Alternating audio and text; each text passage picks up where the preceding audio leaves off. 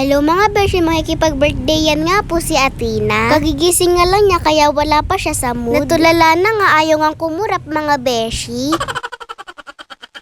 Nasa school pa nga po ako niya noong mga oras na yan. Dahil nagtatraining nga po ako, 2 days na nga lang po, lalaban na nga po ako mga beshi. Bali, inabot na nga po ni Athena yung regalo namin sa may birthday girl. Pagkatapos kinantahan na nga siya ng birthday song. Wala ngang ibig na humawak ng mic kaya si Athena na nga lang yung kumanta.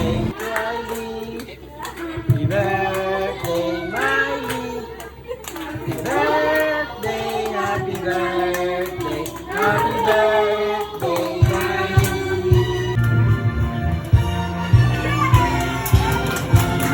Bandang 4 PM, sinundo na nga po ako ni Papa. Binaba ko nga muna yung mga gamit ko sa bahay. Sakto naman nga hindi pa ako nagmimerienda. Kanin nga talaga yung minimerienda ko pagkagaling ko sa school. Kaya tumaba nga po talaga ako mga beshi. Tapos palagi pa nga akong nasa kainan.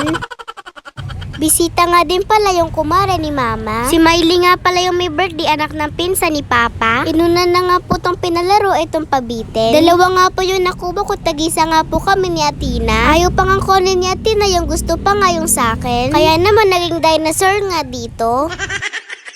Di naman ako nanalo, binigay ko nga din sa kanya. Ang sunod nga pinalaro, basag palayok.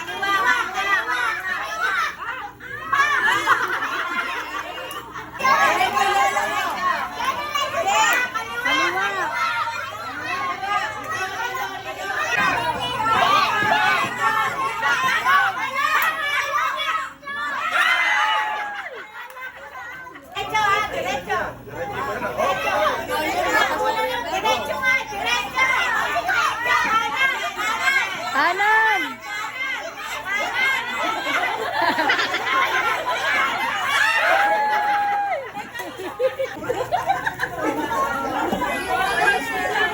Kanan!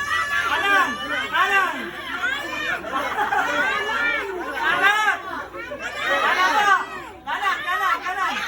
Kanan! Kanan!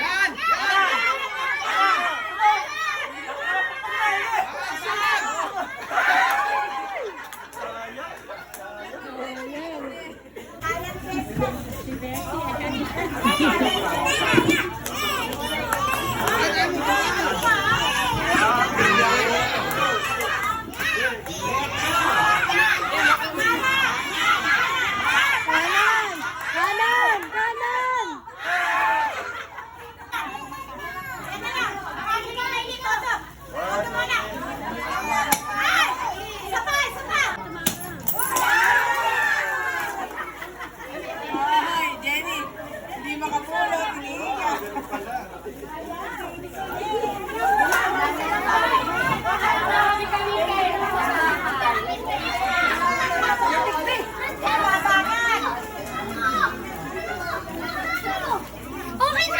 Pagkatapos ka ng party, nagpicture nga kami ng mga pinsan ko. Di nga sila makapaniwala na kasama nga nila si Beshi Motea. Kinagabihan, kinuha ko nga po yung gown ko sa tindahan nila Lola Emily. Doon na lang kasi namin pinaiwan. Kinabukasan kasi ng laban ko, abay naman nga po ako mga Beshi. Buti na nga lang po, pinalagyan po namin to ng allowance. Yung video nga na to no November 25 pa. Buti nga hindi po umabot na 1 buwan bago ko ma-voice over. Yun lang, salamat sa panonood. Bye-bye mga beshi. Happy birthday, Miley.